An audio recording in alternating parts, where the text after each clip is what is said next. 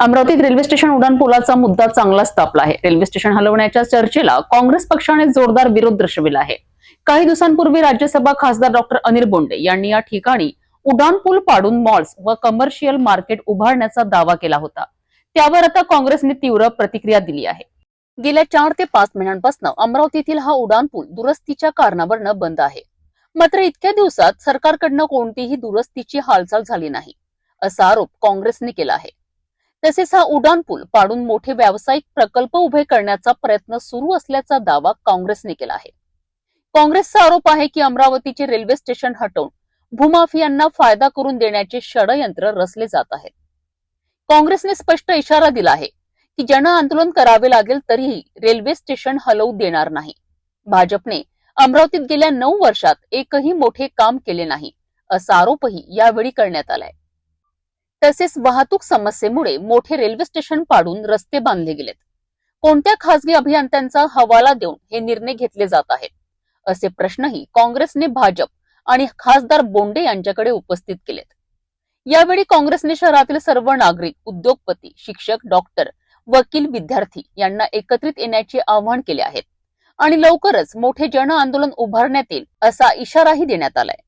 या पत्रकार परिषदेला अध्यक्ष बबलू शेखावत, माजी महापौर मिलिंद चिमोटे आणि युवा काँग्रेसचे पदाधिकारी उपस्थित होते।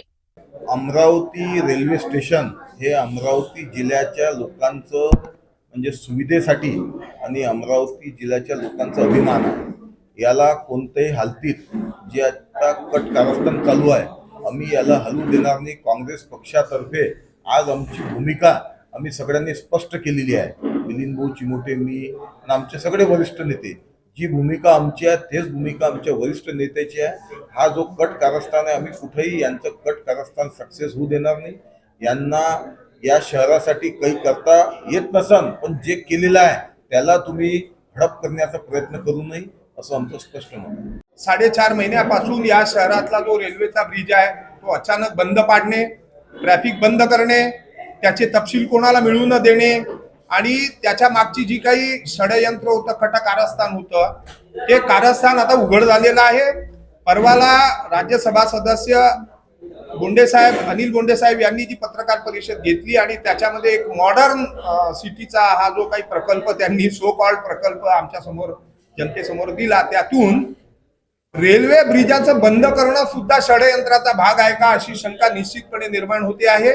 आणि आता तर हे रेल्वेचं जे मॉडेल रेल्वे स्टेशन आहे बघा, एखाद्या शहराला मॉडेल रेल्वे स्टेशन मिळणं किती कठीण होतं। आदरणीय प्रतिभाताई पाटील असतील, आदरणीय बीटी देशमुख सर आहे, रासू गवई साहेब आहे, सुनील भाऊ आहेत, ह्या देवीसिंग शेखावत साहेब आहे, या सर्व लोकांनी मिळून मिळवलेली ही जी धरोहर आहे, ही धरोहर संपुष्टात आणण्याचं मोठं षडयंत्र सुरू आहे। हे स्टेशन पहिले बंद पाडायचं, मग उपेक्षित करायचं। आता ते असं म्हणतात की स्टेशनला हात लावणार नाही। अरे त्या स्टेशनची उपयुक्तता संपुष्टात आली तर त्याचं करायचं काय हा प्रश्न राहतो, शेवटी ते तोडलं जातं। तर याला आम्ही कोणत्याही परिस्थितीमध्ये यांचं हे षडयंत्र आणि कारस्थान जे आहे हे सक्सेसफुल होऊ देणार नाही, यशस्वी होऊ देणार नाही।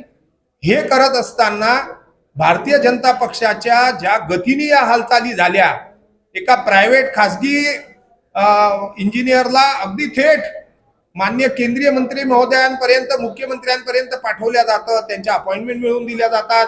ही तत्परता या पुलाच्या एस्टिमेट्स आणि त्याच्या मान्यतेसाठी का झाली नाही, हा आमचा सवाल आहे। दुसरा सवाल हा आहे की ज्या अभियंत्यांनी हे सगळं तयार केलं, त्यांचे आणि त्याच्या कुटुंबियाचे या प्रकल्पाशी काही संबंध आहेत का, म्हणजे काही जागा बिगा आहे का त्या चौपदरी रस्त्यावरती, याची पण तपासणी झाली पाहिजे। हे जे सगळं कारस्थानाचा भाग आहे, षडयंत्राचा भाग आहे, याला आम्ही ताकदीने विरोध करणार आहे। कोणत्याही परिस्थितीमध्ये अमरावती शहराच्या रेल्वे स्टेशनवरून सुरू असलेली ही सुविधा जी आहे ही तिथून हटू देणार नाही, किंबहुना त्यामध्ये अतिरिक्त हे करण्याचा आम्ही प्रयास करू। धन्यवाद।